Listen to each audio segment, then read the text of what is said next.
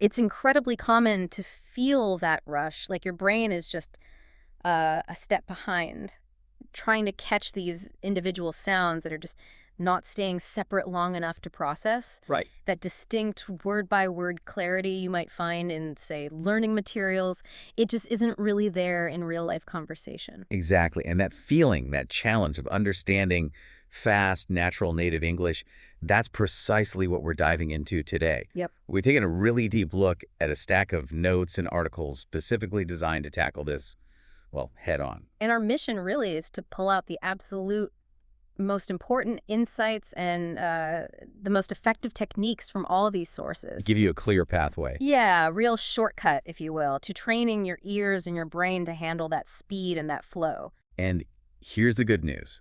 Right up front, something these sources really underscore.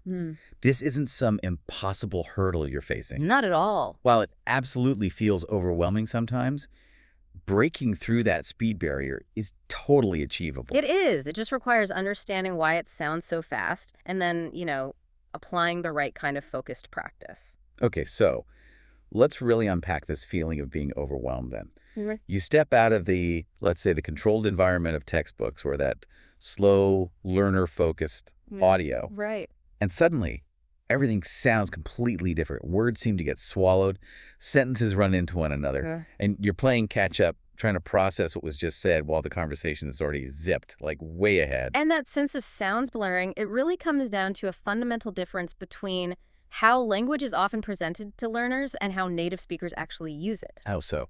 Well, when you're fluent and speaking naturally, you rely heavily on rhythm, you use contractions without even thinking about it, you link words together in these fluid chains, Okay. and you often reduce or even completely drop sounds that aren't essential for the meaning. Plus, then you've got the natural variation in speed and tone driven by emotion or emphasis. Ah, so it's not just a matter of knowing more vocabulary or getting the grammar down pat. It's almost like there's a whole different operating system for spoken English. That's a great way to put it, actually.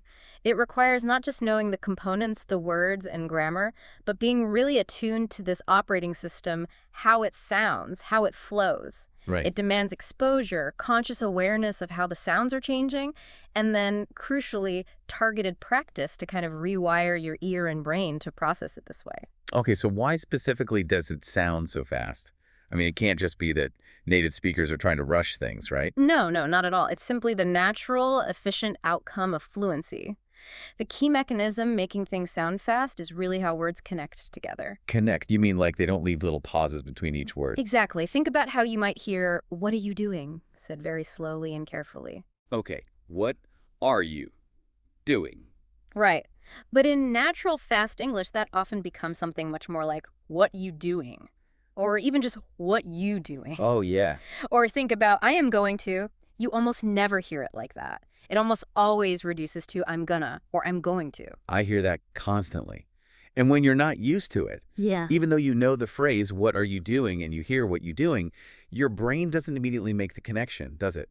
It doesn't link the squished version to the clear one. Precisely. And these aren't just lazy forms or slang necessarily. They make conversations significantly faster and smoother. But they require your brain to recognize words not just in isolation, but in these linked, sometimes really altered forms. The sources also point out another critical factor here, stress and intonation, where you put the emphasis changes everything, and sometimes words get less stress and sort of just disappear into the flow. This is absolutely crucial.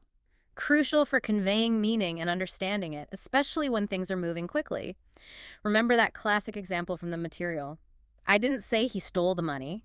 Right. Say it emphasizing a different word each time. I didn't say he stole the money. Okay, meaning someone else said it. Exactly. I didn't say he stole the money. Maybe I implied it or wrote it down but didn't speak the word. Precisely. I didn't say he stole the money. Someone else stole it. Yep. I didn't say he stole the money. Maybe he just borrowed it or found it. Right. Or, I didn't say he stole the money. He stole something else entirely. Wow. Exactly. So that single sentence has 5 totally different meanings just by shifting where the stress falls. That's amazing. So understanding fast English isn't just about catching all the individual words. Not at all. It's very much about catching the rhythm, the stress patterns, and how the sounds work together, how they connect to signal the actual meaning. Which brings us to something fascinating here, and arguably the most important concept for breaking down fast speech. It's called connected speech. Okay, let's get right to the core of this then. What is the essential idea behind connected speech, and why is it such a game changer, for understanding fast English? Okay, the core insight is basically this. In natural spoken English, words don't live in isolation. They merge, they change. Sometimes sounds even disappear right at the boundaries between them. Right. Your brain has to learn to recognize words in these blended forms, not just as neat, separate units like in a dictionary. It's probably the #1 reason fast speech is difficult initially.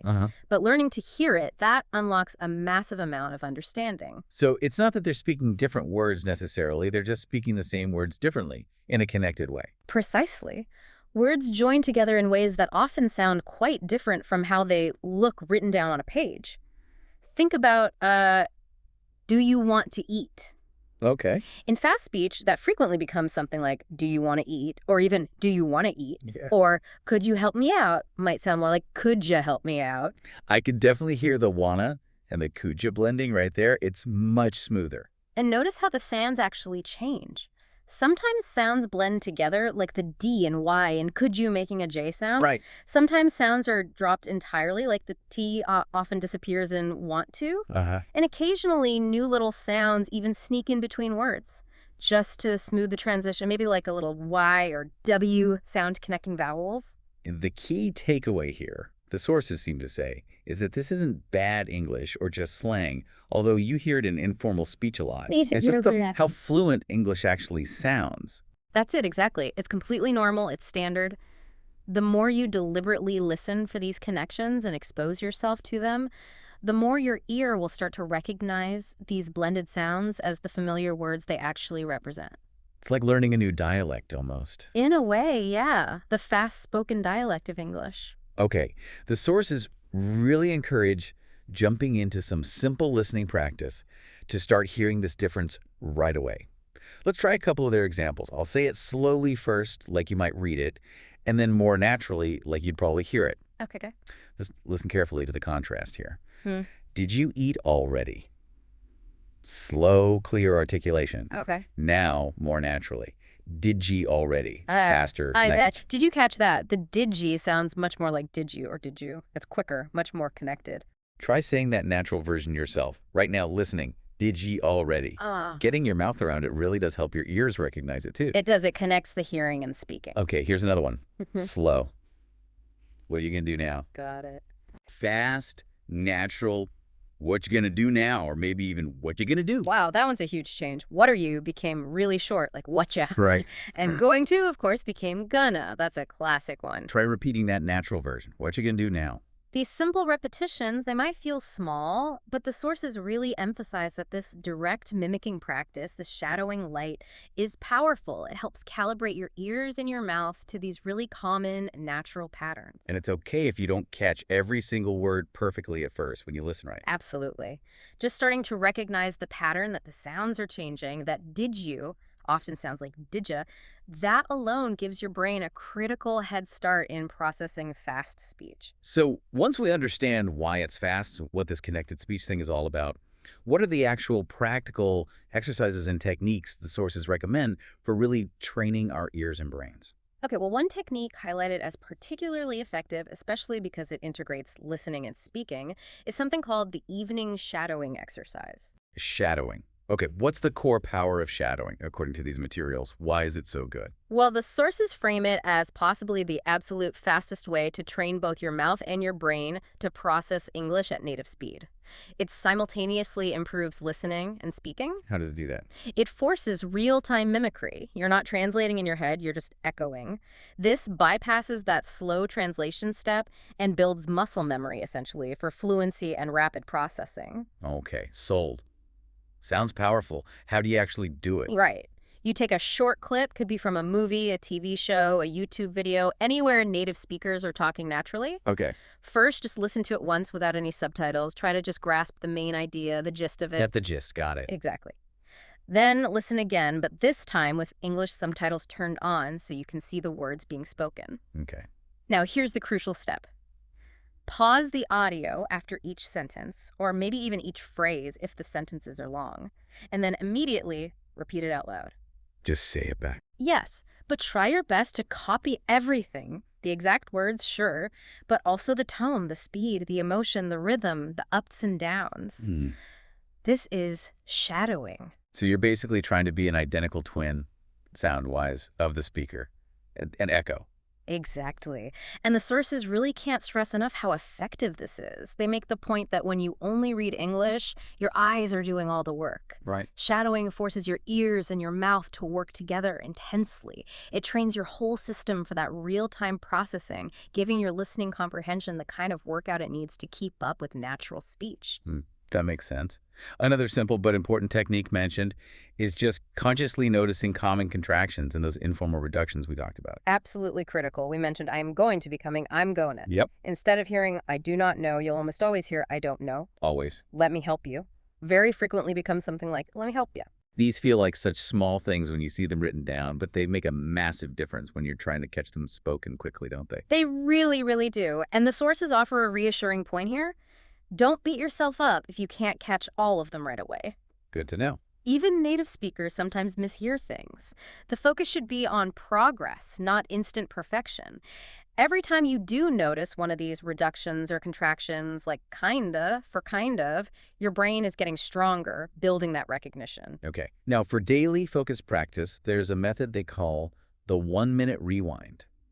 Sounds intriguing. Yeah, this one is brilliant for doing deep, focused listening without feeling completely overwhelmed by, say, a whole movie or podcast episode. How does it work? You choose just a 1-minute video or audio clip with native speakers. Watch it or listen to it once through without any help, subtitles off, just to get the general idea. Okay, standard first pass, get the context. Right. Then rewind, watch or listen again, but this time pick one specific sentence to focus on. Just one. Ah, okay. Laser focus. Exactly. Play that single sentence, then rewind and play it again. Listen to just that one sentence as many times as you need to really feel like you're hearing every sound, every connection, every word within it. So you're really isolating the challenge, breaking it down. Precisely. You might listen to that one sentence 5 times, 10 times, maybe even 20 times if it's tricky. Once you feel like, okay, I think I've got it, pause it, and then try repeating just that sentence out loud yourself. So the principle here is slow, almost microscopic training for your ears, but on these really bite-sized pieces. Yes, exactly. 1 minute of audio seems tiny, but doing this focus, rewind, and repetition daily builds incredible listening muscles over time. It trains your ear for the fine details and your brain for quicker recognition of those details in the flow.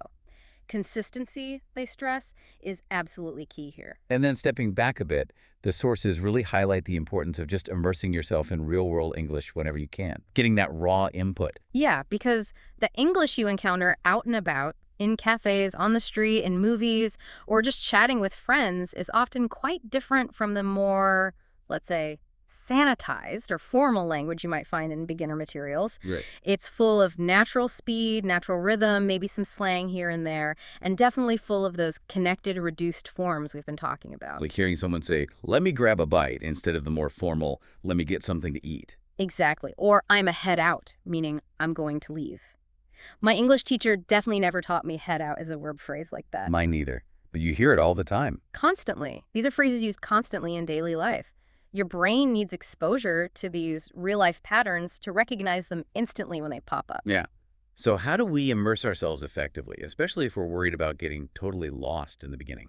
Well, the sources suggest starting perhaps with watching shows or videos that feature real conversations. Things like interview clips, vlogs, maybe even reality TV. Start watching them first with English subtitles on. Get comfortable seeing the words as they're spoken naturally. Got it. Then replay scenes or maybe whole episodes without the subtitles to challenge yourself and see what you can pick up.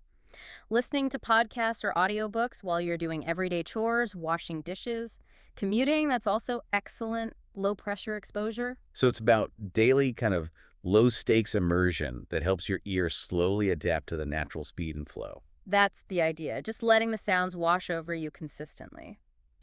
Now, shifting gears slightly, one particularly powerful tool the sources emphasize for pinpointing exactly what you're missing is dictation practice. Dictation. Like back in school, writing down what the teacher says word for word. What's the key insight here for language learning?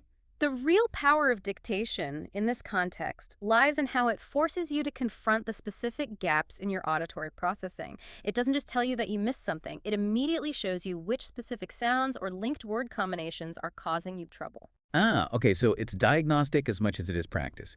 It shows you where the weak spots are. How does it work? You play a very short audio clip, maybe just 1 or 2 sentences at first, especially when you're starting out. Okay. Listen carefully and try to write down exactly what you hear.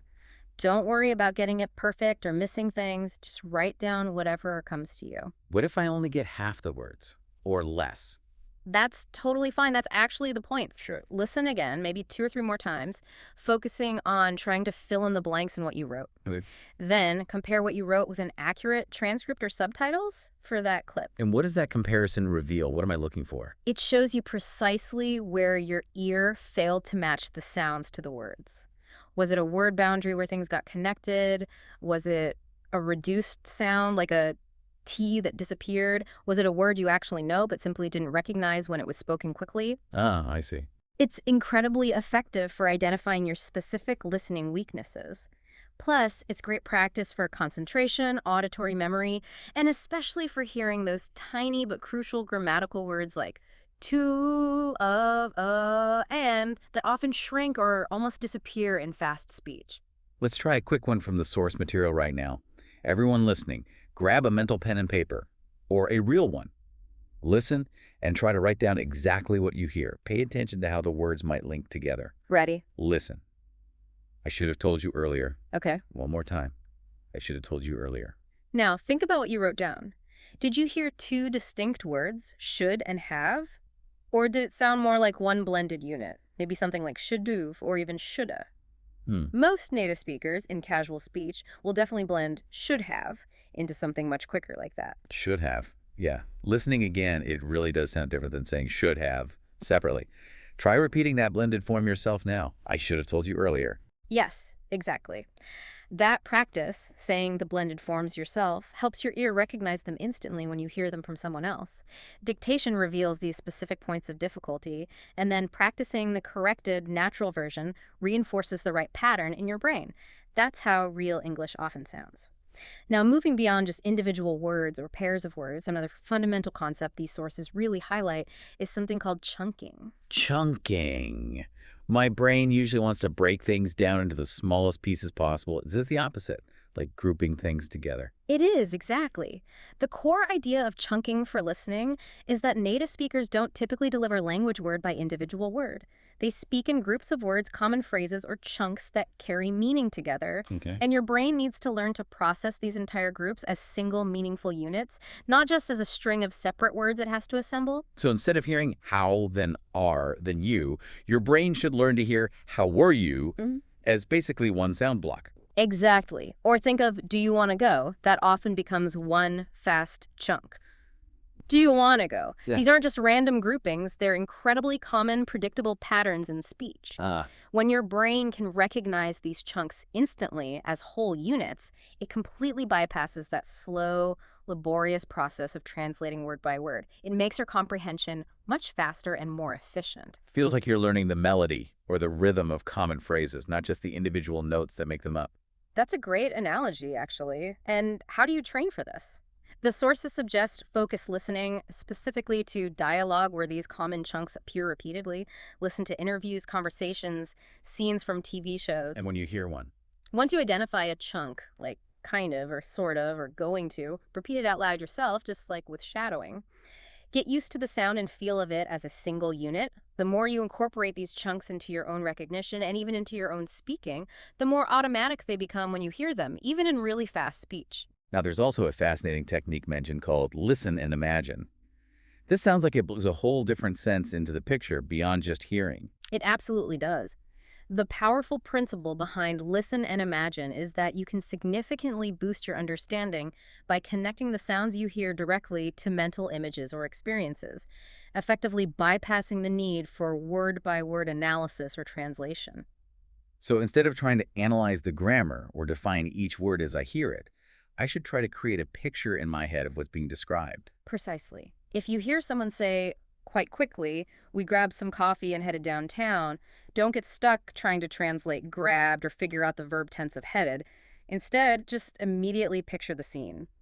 You and maybe some friends holding coffee cups, walking or driving towards the city center. That makes so much sense. It's like watching a movie in your head instead of just reading the script lines.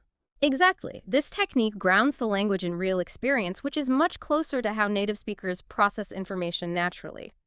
They're not usually translating in their heads, they're making direct connections to ideas, images, feelings. Right.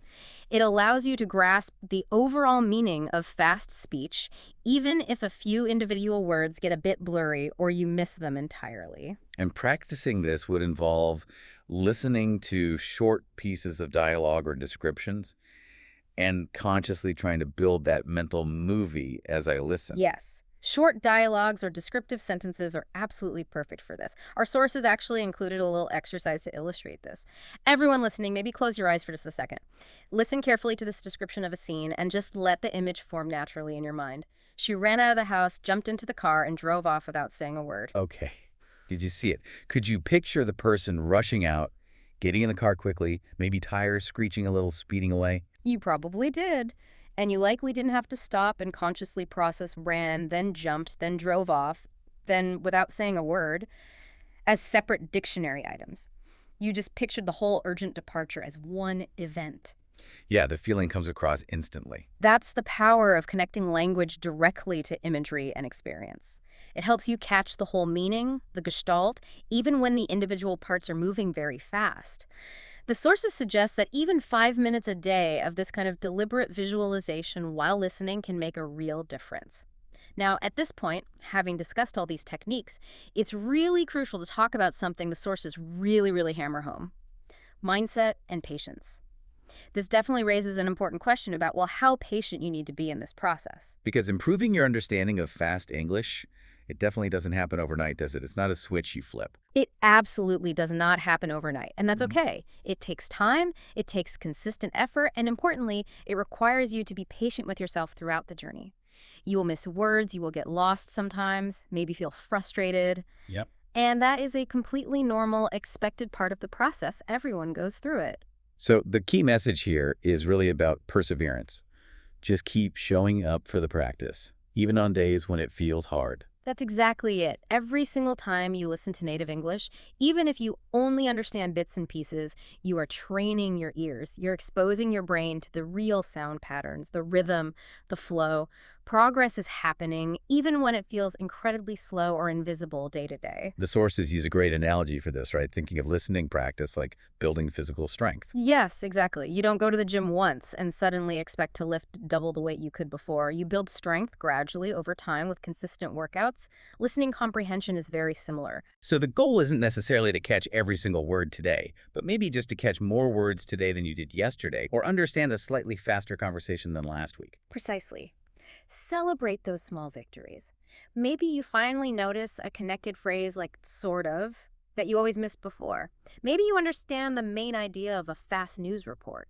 Maybe you correctly write down a whole sentence in dictation practice. Those are real signs of progress. And recognizing those small wins provides the motivation to keep going, right? Absolutely. It shows you the effort is paying off, even if the final goal still feels distant. Patience and perseverance are key. Okay, so let's look at a few more practical techniques recommended in the sources for continuing in that consistent practice. There's one that's kind of a variation on shadowing called repeat after pause. How does that one work? Right. This is excellent for building accuracy in both your pronunciation and your perception of rhythm. You find a short video or audio clip, maybe just 30 to 60 seconds long, is plenty. Okay. Play the very first sentence, then immediately hit the pause button. And then try to repeat it exactly as I just heard it. Speed, tone, everything. Yes. Focus on mimicking the sounds, the rhythm, the intonation, the speed as closely as you possibly can. Then unpause, play the next sentence, hit pause again, and repeat that one. So this feels like taking shadowing, which can be quite intense, and breaking it down into smaller, more manageable steps with pauses in between. It is, essentially. And it directly trains your ability to recall and reproduce those native-like sounds and rhythms accurately. And perhaps counterintuitively, the better you get at producing these sounds and rhythms, the significantly better you become at understanding them when other people make them. The production helps the perception. Exactly. The sources suggest even just 5 minutes a day of this repeat after pause method can really help fine-tune your ear for the nuances of spoken English. Another crucial skill that builds on just hearing the words is active listening. Okay, what does active mean in this context? How is it different from just, hearing the sounds coming into my ears? Active listening means you're engaging with the communication on multiple levels, not just focusing solely on the dictionary definition of the words being used. You're paying close attention to the speaker's tone of voice, the emotional cues, any changes in speed or volume they might use for emphasis. Right. Native speakers use these vocal features constantly to add layers of meaning, convey feelings, or highlight the most important information in what they're saying. Like the example we talked about earlier with stressing different words and I didn't say he stole the money, completely changing the meaning. That's active listening, catching the stress. Exactly that. Or if someone says, drawing it out, I really don't want to go, stretching out and emphasizing that word really tells you immediately that their reluctance is very strong. You can catch that intensity, that layer of meaning, even if you didn't perfectly hear every single other word in the sentence. Active listening means paying attention to these beyond the words signals, the music of the language, if you will. So practicing this would involve maybe watching dialogues or listening to conversations and consciously trying to identify how the speakers are using their voices, the pitch, the speed, the volume to convey feelings or emphasize certain points. Yes, precisely. Focus on the musicality, the prosody, the ups and downs, the stresses, the pauses, the speed variations. This helps you get the full intended message, even when some of the words themselves are spoken quickly or maybe aren't perfectly clear. That makes sense. The sources also suggest leveraging your existing background knowledge as a really powerful tool for comprehension. Yes, this is incredibly practical advice and something you can use immediately. When you choose listening material about a topic you already know something about, whether it's cooking, a specific sport you follow, a historical event you've studied, or maybe your own professional field, your brain has a massive advantage. Why is that? How does knowing the topic help with the speed? Because you already have a mental framework, a schema, related to that topic. You have relevant vocabulary and concepts already stored away in your memory. So your brain can anticipate the kind of language you're likely to hear, and it can use the context much more effectively to predict what might be coming next. This allows you to fill in the gaps much more easily if you happen to miss a word or a phrase in fast speech. It's like having a mental roadmap for the conversation, right? It helps you navigate even when the directions are being given really quickly. Exactly. It significantly builds confidence, too, because you're not starting from zero understanding. It makes the whole listening process much less taxing on your brain. Remember that stressful morning example the sources gave? So I was running late for work, spilled coffee all down my shirt, missed the bus completely, and then had to call a ride just to make it to the meeting on time. Running late, coffee spill, missed bus, calling a ride, meeting. Yeah. Yep. Definitely sounds like a stressful morning. Yeah. Got the picture. You probably caught the main stressful meaning almost instantly, right? Because you have background knowledge about what running late feels like, what missing a bus means, the pressure of getting to a meeting. You didn't necessarily need to perfectly parse spilled coffee all down my shirt or had to call a ride to get the core message of stress and lateness. Right, the context filled it in. That's context-based understanding, powered by your background knowledge, working perfectly, and very strongly connected to understanding fast speech, maybe more strongly than people realize, is pronunciation practice. Okay, this comes up again. Why does practicing speaking, practicing pronunciation help so much with listening comprehension? What's the key link there? The fundamental insight, which the sources really emphasize, is that your ear understands sounds much more easily if your mouth is familiar with making them. When you actively practice saying the connected and reduced forms yourself, when you practice saying gonna instead of going to, wanna instead of want to, that blended should have, the quick did you, your brain builds a much stronger, more readily accessible recognition pattern for those sounds. So you can't easily hear sounds that you aren't prepared to make yourself or that feel alien to your own mouth. That's a good way to think about it. Your production ability primes your perception ability. So practicing saying, what do you want to eat more naturally, like what I want to eat, directly helps you recognize it instantly when a native speaker says it that way. And practicing did you see it as maybe did you see it helps you hear it that way too. Absolutely. And this isn't primarily about perfecting a native-like accent, although it can certainly help with that too. It's more fundamentally about training your brain to recognize the actual physical sounds of naturally spoken English in all their connected, reduced glory. It's one of the most direct routes, according to these sources, to improving your listening comprehension of real fast speech. And a specific technique mentioned for this pronunciation listening connection is the echo method. How does that differ from shadowing or repeat after a pause? Yes, the echo method. It's similar to shadowing, but perhaps even more immediate, more reflexive. The idea is you play a short sentence or phrase from a native speaker, and then immediately, like an echo, you try to repeat it back.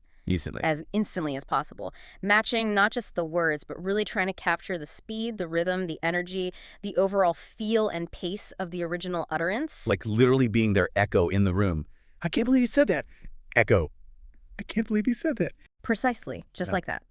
This exercise helps your tongue, your mouth, and your brain get used to the physical feeling and the rapid timing of native speech patterns. The more comfortable and familiar you become with making these sounds at speed, the better you become at hearing and processing them quickly when others make them. It's a fantastic double win technique. Yeah. Helps speaking and listening. Now, we absolutely have to address a challenge that layers right on top of all of this difficulty with speed and connected speech, the issue of unfamiliar accents. Oh, yeah. Because native English speakers definitely do not all sound the same. Not even close sometimes. Absolutely not. The difference between, say, a standard American accent and a standard British accent or an Australian one is significant enough. But then, within those broad categories, regional accents can vary wildly. Think about a thick Boston accent versus a Southern California drawl, or someone from London versus someone from Glasgow in Scotland. Right. Your ear might get really well trained for connected speech in one accent, but then it can still struggle when confronted with a different set of sound changes or a different rhythm in a new accent.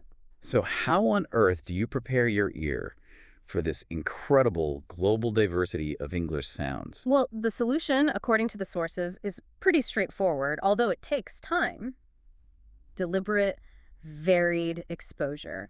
You have to actively seek out listening material that features a wide range of different accents. So don't just stick to one type of speaker. Exactly. Watch videos, listen to podcasts, find interviews, listen to songs, even just short clips you find online, featuring speakers from various English-speaking regions, the UK, Ireland, Australia, New Zealand, South Africa, Canada, different parts of the US, everywhere. And the benefit isn't just about learning to understand that one specific new accent, right? It's broader than that.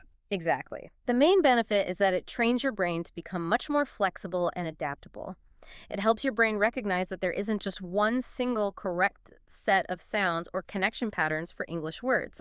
The more varied your exposure, the better your overall ability becomes to decode English spoken by anyone, regardless of their specific origin or accent. Your brain learns the underlying patterns beneath the surface variations. Our sources included a little example of an informal American accent, pointing out some common features. Let's listen carefully to this one. Hey, man, I'm heading out soon. You coming or nah? Okay. Did you notice the dropped G sound at the end of headin' and comin'? That's super common in informal American English. Yeah, heading coming. And the very casual or nah at the end, which just means or not. Also very common in relaxed, fast conversation. Try repeating that phrase a few times yourself, everyone listening. Try to get that rhythm and those specific sounds. Hey, man, I'm heading out soon. You coming or no? Practice like this, consciously mimicking different accents, even in small doses like that, makes your ear much more robust and adaptable to whatever English you encounter in the real world. The sources also offer some great practical tips for using widely available media, things like movies, TV shows, and even music for listening practice. Yes, these are fantastic, easily accessible, authentic resources. For movies and TV shows, the first piece of advice is don't put pressure on yourself to understand every single word right away, especially at the beginning. Okay. Manage expectations. Definitely. Start by watching with English subtitles turned on.